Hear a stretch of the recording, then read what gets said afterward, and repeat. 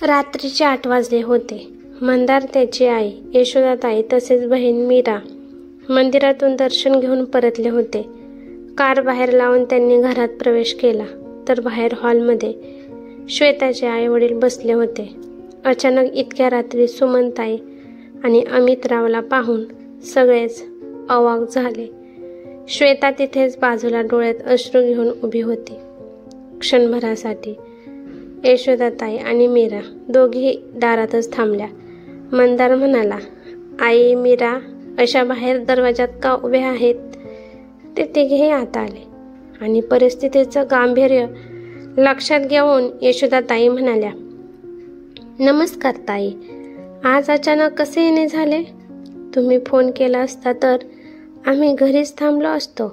यावर सुमनताईंनी तोंड वाकडे करत उत्तर दिले, फोन करून आलो असतो तर आम्हाला माहीतच पडले नसते की आमच्या मुलीला तिच्या सासरी कशी वागणूक मिळते. त्यांचे बोलणे ऐकून सगळे आश्चर्यचकित होऊन एकमेकांकडे पाहू लागले. यशोदाताईंनी श्वेताकडे पाहिलं. ती खोटे अश्रू ढाळत उभी होती. यशोदाताईंना समजायला वेळ लागला नाही की श्वेतानेच काहीतरी सांगून तिच्या आई वडिलांना बोलावून घेतले आहे. ते स्वतःहून आलेले नाहीत, कारण श्वेताला सवयच होती छोट्या छोट्या गोष्टीवरून तिच्या आई वडिलांना सासरी फोन करून बोलवून घेण्याची, आणि तिची ही सवय यशोदाताईंनी 2 महिन्यातच चांगली ओळखली होती. कारण या आधीसुद्धा एकदा असे झाले होतं. त्यावेळी श्वेताला माहेरी जायचे होते आणि मीराच्या परीक्षा चालू होत्या.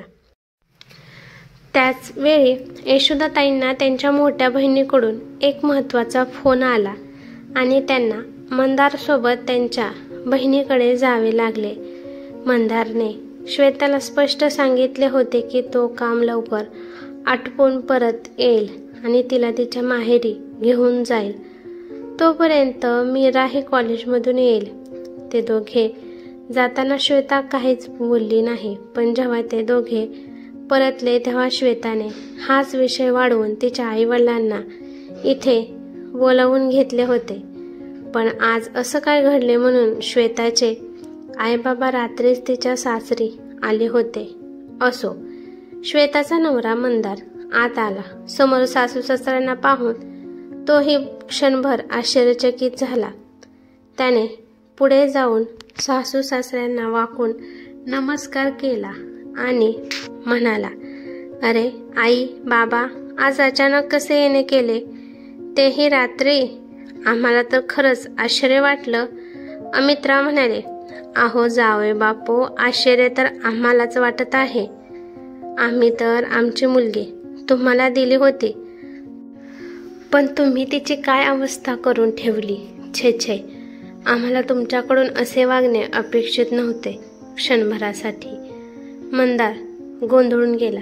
तेवढ्यात यशोदाताई त्यांच्या मुलीला मीराला म्हणाल्या, मीरा, अशी काय उभी राहिलीस? जा आणि सगळ्यांसाठी पाणी घेऊन ये. मीरा पटकन स्वयंपाकघरात गेली. सुमनताई म्हणाल्या, माफ करा विहीनबाई, पण खूप झाला तुमचा पाहुणचार. आम्ही आमची मुलगी तुम्हाला दिली होती, ती यासाठी नाही की तुम्ही तिच्यासोबत असे चुकीचे वागाल. काय हो, लग्नाआधी तर तुम्ही फार सांगत होतात की सून म्हणजे आमची दुसरी मुलगीच आहे. मग आता असं काय झालं? तुम्ही तुमच्या मुलीसोबतही असेच वागता का?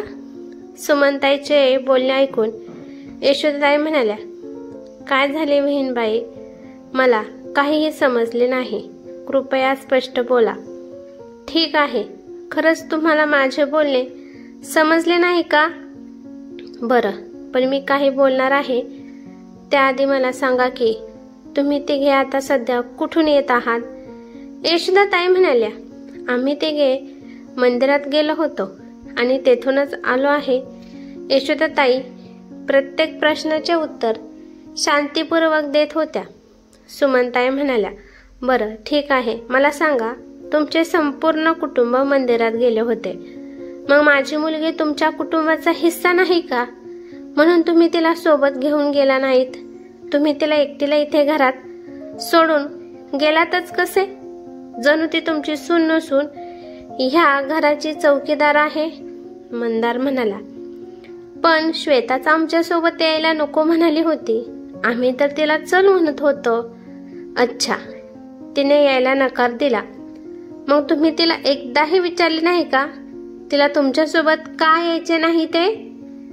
आणि मी म्हणते, काय इच्छा होईल तिची तुमच्यासोबत येण्याची जर तुमची आई तिच्या प्रत्येक गोष्टीत नाक खुपसत असेल? सुमनताई तोंड वाकडं करत म्हणाल्या. हे ऐकून यशोदाताई थोड्या आश्चर्यचकित होऊन म्हणाल्या, ताई, मी कुठे कुठे नाक खुपसले हे जरा सांगाल का? हो हो, सांगते ना. अहो, ह्या दोघांचे नुकतेच लग्न झाले आहे. आता तर त्यांच्या हिंडण्या फिरण्याचे, मजा मस्ती करण्याचे, एकमेकांसोबत वेळ घालवायचे दिवस आहेत. आणि तुम्ही एक आहात की सतत त्यांच्यामध्ये करता. आणि महत्वाचे म्हणजे आता तुमचं वय झालं आहे. मुलांना त्यांचे आयुष्य जगू द्या. मंदार म्हणाला, आई, हे काय बोलताय तुम्ही? मी माझ्या आई आणि बहिणीसोबत मंदिरातच गेलो होतो. मग यात काय चूक आहे? आणि यासाठी हंगामा कशाला करत आहात? यशोदाताई म्हणाल्या. मंदार, शांत हो. मी बोलत आहे ना, तुला मध्ये बोलायची गरज नाही. सुमनताई म्हणाल्या, हंगामा मी का करू नये? अहो, माझ्या मुलीवर अन्याय होत असेल तर मी गप्प का बसू? मी तर तुम्हाला माझी सोन्यासारखी मुलगी दिली होती.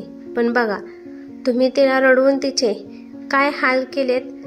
जर खरंच तुम्ही तिला तुमची मुलगी समजत असता तर आम्हाला परत परत इथे यावे लागले नसते. यशोदाताई श्वेताकडे बघत म्हणाल्या, खरंच हेच आहे का कारण की तुमच्या मुलीला आम्ही दोघी मायलेकी मंदार सोबत गेल्याने राग आला की मी मागाशी तिला झापलं याचे वाईट वाटले? श्वेता म्हणाली, मम्मा, मला सांग, जर मी जीन्स घालून मंदिरात गेले असते तर त्यात काय वाईट होतं? आणि आई, त्या क्षुल्लक गोष्टीसाठी तुम्ही मला एवढ्या जोरात का ओरडला? यशोदाताई म्हणाल्या, अगं श्वेता, मी तुला एकटीला थोडीच ओरडले, मीराला सुद्धा ओरडलेस की. पण ती गपचूप सूट घालून आमच्यासोबत मंदिरात आली. पण तू मात्र म्हणालीस की माझं डोकं दुखतंय, थोड्या वेळ झोप घेतल्यावर बरं वाटेल. सुमनताई म्हणाल्या, असं कसं झापलं तुम्ही माझ्या मुलीला? अहो, तिने जीन्स घातली तर तुम्हाला काय प्रॉब्लेम आहे? अगं बाई, आम्हाला माहित नव्हतं की तुम्ही एवढ्या जुन्या विचारांचे आहात. यशोदाताई म्हणाल्या, ताई, बघा जरा तुमच्या लेकीकडे. ती सध्या जीन्स घालूनच उभी आहे. घरात किंवा इतर ठिकाणी ठीक आहे, पण मंदिरात अशा फॅशनेबल फाटलेल्या जीन्स घालून जाणं मला योग्य वाटत नाही. शेवटी आपली संस्कृती सुद्धा जपली पाहिजे ना. मी एक आई आहे. मी माझ्या मुलांना समजुतीच्या 4 गोष्टी सांगणार नाही तर त्यांना कोण समजावणार? म्हणूनच मी विरोध केला होता. पण मला काय माहित होतं की एवढ्याशा गोष्टीने एवढं मोठं प्रकरण बनेल. सुमनताई म्हणाल्या, आज मनापासून पटले सासू आई असते हे फक्त म्हणायला ठीक आहे, पण प्रत्यक्षात सासू कधीच आई होऊ शकत नाही. मग यशोदाताई, तुम्ही एवढ्याशा गोष्टीसाठी तुम्ही माझ्या मुलीला झापलं. तुम्हाला पण पोटी एक लेक आहे, लक्षात असू द्या. सुमनताई तोंडाला येईल ते बोलतच राहिल्या. यशोदाताई नाही, आता सहन झालं नाही. पण त्यांनी आवाज चढवण्याऐवजी शांतपणे उत्तर दिलं, हो सुमनताई, हे खरंच आहे. सासू कधी आई होऊ शकत नाही, पण याचप्रमाणे सून देखील कधी मुलगी होऊ शकत नाही. अहो, तुमची मुलगी स्वतः कधी माझ्याशी मुलीसारखी वागली नाही तर मग मी तिची आई कशी होणार? मी फक्त तुमच्या मुलीला झापलं नाही, माझी मुलगी सुद्धा तिच्यासोबतच उभी होती. पण तिने शांतपणे जाऊन कपडे बदलले. तुमच्या मुलीनं काय केलं? उगाच मी सासू आहे म्हणून माझं नाव बदनाम केलं. तुम्ही म्हणता ना की मी तिची आई नाही बनू शकले. मग मला सांगा, तुमची मुलगी माझी मुलगी बनू शकली का? लग्नापूर्वी जेव्हा तुम्ही श्वेताला कधी रागवलात किंवा ओरडलात तेव्हा ती अशीच शेजाऱ्यांना एकत्र करून तुमच्या विरुद्ध बोलत होती का? की नातेवाईकांना बोलवून तुम्हाला समज देत होती म्हणून ती आज इथे अशी करत आहे? आणि तुम्हीही इथे येण्याआधी तुमच्या मुलीला एकदा तरी विचारलेत का तिला आम्ही आमच्यासोबत का नाही नेलं किंवा ती स्वतः का नाही गेली? सुमनताई टाळी 2 हातांनीच वाजते. तुम्हीही एका मुलाच्या आई आहात. तुमच्याही घरी सून आहे. देव करो पण जर उद्या तुमच्या घरीही असंच काही घडलं आणि तुम्हाला त्याचा सामना करावा लागला तेव्हा तुम्ही काय कराल? तुमची सून तर नेहमी साडीवरच असते. मी तर कधी तुमच्या सुनेला सलवार सूट घातलेलीही पाहिले नाही. आणि एका जीन्सच्या मुद्द्यावर तुम्ही माझ्याशी भांडायला आलात. तुमची सून तुमच्या घरच्या रीतिरिवाजाप्रमाणे वागते ना, मग तुम्ही माझ्या घरी येऊन मुलीच्या संसारात हस्तक्षेप का करत आहात? तुमच्या मुलीला समजावण्याऐवजी तुम्ही मला का समजावताय? बरं, माझे जाऊ द्या. मला सांगा, तुम्ही तुमच्या सुनेची कसली आई आहात? तुमच्या सुनेला किंवा तिच्या आईवडिलांना माहित आहे का की तुम्ही सुनेला किंवा तिच्या आईवडिलांना माहित आहे का की तुम्ही माझ्याशी तुमच्या मुलीच्या सांगण्यावरून कोणत्या कारणांमुळे भांडायला येता? यशोदाताईंच्या या थेट प्रश्नाने सुमनताई गडबडून गेल्या.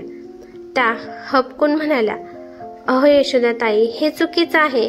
तुम्ही मुद्दा बदलत आहात. तुम्हाला माझ्या सुनेशी काय देणं घेणं? यशोदाताईंनी शांत पण ठाम आवाजात उत्तर दिलं. कसं बरे नाही देणं घेणं? तुमच्या स्वतःच्या घरात काहीही सिस्टीम चालेल, पण मुलीच्या सासरी मात्र सगळं परफेक्ट हवं. तुम्ही जर आमच्या घरात हस्तक्षेप करता तर मग आम्हालाही तुमच्या घरात हस्तक्षेप करावाच लागेल. सगळं नीट असूनही तुम्ही सतत कुरकुर करत असाल तर मग आम्हालाही तुमच्या सुनेला आणि तिच्या आईबाबांना बोलावं लागेल. मी रोज हे नाटक, हे नकली अश्रू सहन करू शकत नाही. यशोदाताईंनी आपला मुद्दा सुमनताई आणि अमितराव यांच्यासमोर स्पष्टपणे मांडला. सुमनताई काही बोलणार इतक्यात अमितराव म्हणाले, सुमन, आता पुरे झाले. तू का मुलीचं घर उद्ध्वस्त करायला निघाले आहेस? इथे तर सगळ्या चुका फक्त आपल्या मुलीच्याच दिसत आहेत.